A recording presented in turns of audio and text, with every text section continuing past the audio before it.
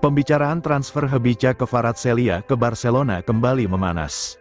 Barcelona telah dikaitkan dengan kepindahan bintang Napoli Hvicha Kvaratskhelia sepanjang tahun ini, tetapi rumor tersebut tampaknya memanas lagi saat ini. Harian Italia La Repubblica melaporkan Barca sangat tertarik pada Kvaratskhelia dan serius berpikir untuk mengajukan tawaran pada musim panas. Klaimnya adalah bahwa Hansi Flick dikatakan telah meminta pemain sayap lain dan Kvaratskhelia adalah salah satu dari dua penyerang yang bisa tiba di Camp Nou. La Gazzetta dello Sport juga membicarakan Kvaratskhelia dan berpikir bahwa PSG dapat menyaingi Barcelona untuk mendapatkan tanda tangannya. Kontrak pemain sayap itu di Napoli berakhir pada tahun 2027 dan pembicaraan mengenai kesepakatan baru dikatakan sedang berlangsung tetapi mungkin tidak akan membuahkan hasil apapun. PSG diperkirakan telah gagal mengajukan tawaran sebesar 100 juta euro untuk Kvaratskhelia dan jika ia benar-benar pindah, tawarannya tentu tidak akan murah. Pemain berusia 23 tahun ini menikmati musim hebat lainnya bersama Napoli. Tim tersebut berada di puncak klasemen di Italia dan Kvaratskhelia telah terlibat dalam 7 gol dalam 12 pertandingan Serie A sejauh ini.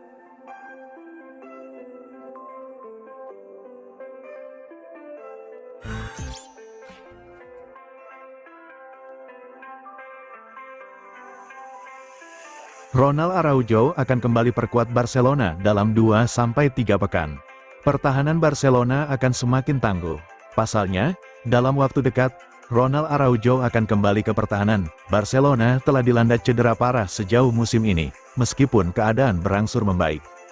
Selama bulan Oktober, Hansi Flick berhasil mengembalikan pemain yang absen lama, Frenkie de Jong dan Gavi, dan segera, hal yang sama akan terjadi pada Ronald Araujo.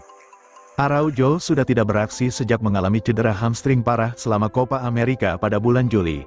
Tetapi sekarang ia memasuki tahap akhir pemulihannya. Menurut Sport, akan diputuskan dalam beberapa hari mendatang apakah bek Uruguay itu akan kembali berlatih bersama tim. Jika ia bisa, harapannya Araujo akan dapat kembali ke skuad Barcelona pada awal Desember. Perjalanan ke Mallorca, ketiga, telah dipilih sebagai tanggal kembali yang memungkinkan. Tetapi jika itu dianggap terlalu dini, pertandingan kandang melawan Real Betis 4 hari kemudian akan menjadi idenya. Barcelona akan senang dengan kembalinya Araujo, karena meskipun ia tidak terlalu dirindukan musim ini, karena penampilan luar biasa Inigo Martinez dan Pau Cubarsí, kembalinya dia tetap merupakan berita yang sangat bagus. Kembalinya dia tentu akan memberi Flick lebih banyak pilihan dalam bertahan dan memungkinkan pelatih Jerman itu memberikan Pau Cubarsí dan Inigo Martinez waktu istirahat bila dibutuhkan. Duo ini telah membentuk kemitraan hebat sejauh musim ini di jantung lini belakang, tetapi kembalinya Araujo akan menjadi dorongan besar bagi raksasa Katalan.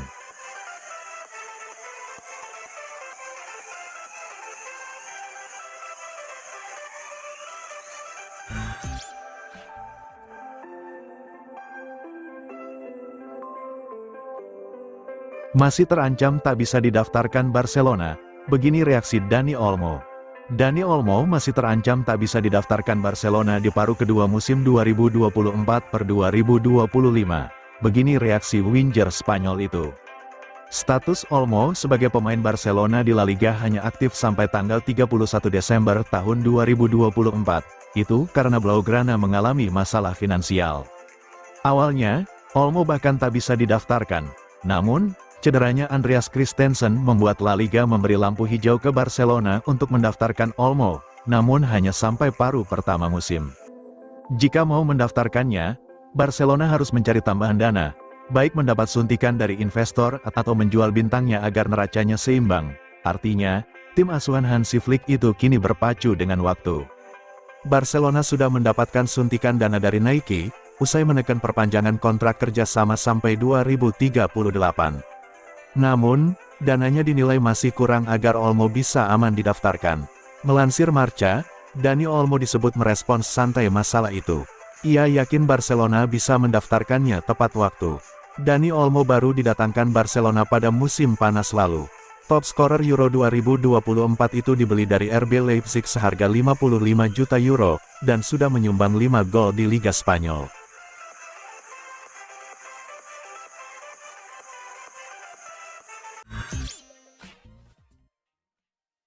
Barcelona dirugikan offside sepatu badut Lewandowski. Hansi Flick, itu bukan salah wasit. Pihak Barcelona merasa dirugikan akibat gol mereka yang dianulir secara kontroversial ketika menghadapi Real Sociedad.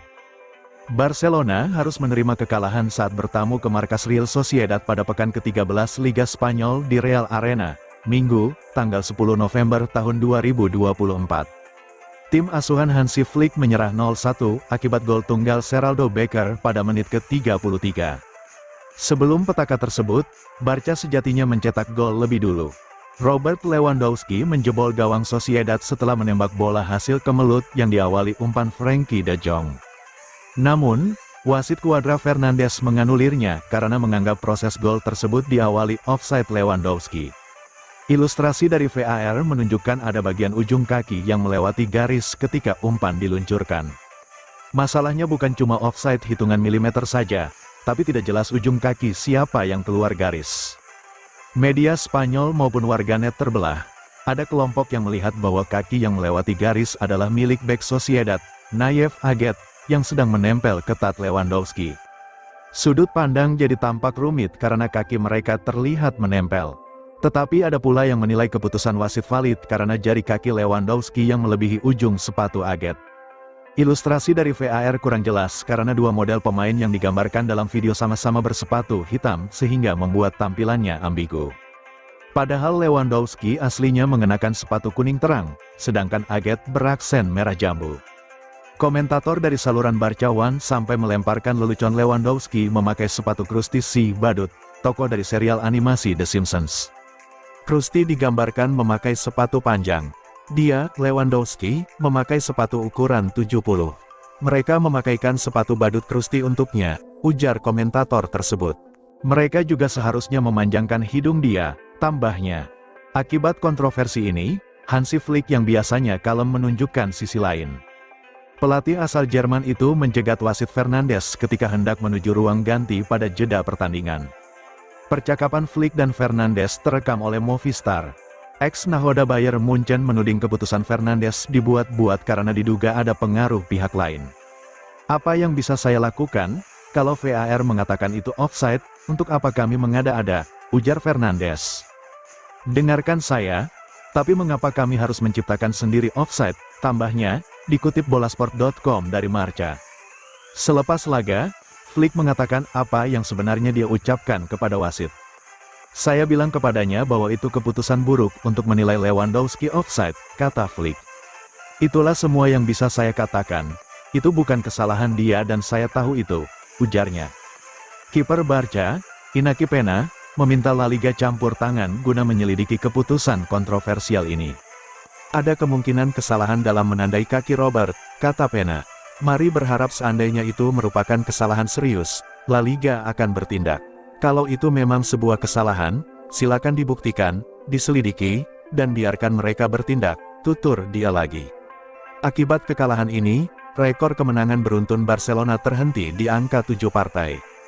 Jarak mereka di puncak klasemen dengan rival bebuyutan yang menguntit, Real Madrid, berkurang jadi 6 poin.